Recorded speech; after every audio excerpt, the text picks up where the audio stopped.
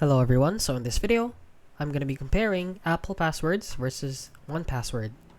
So if you don't know what these two are, basically, Apple Passwords is a built-in password manager for Apple devices. It stores and autofills password, passkeys, and two-factor codes across iCloud-linked Apple devices. And 1Password, on the other hand, is a third-party cross-platform password manager with advanced features like password sharing, vaults, and border platform support. Now let's go over their pros and cons, starting with Apple Password here. Now the pros of it is that it is free and built in on Apple devices.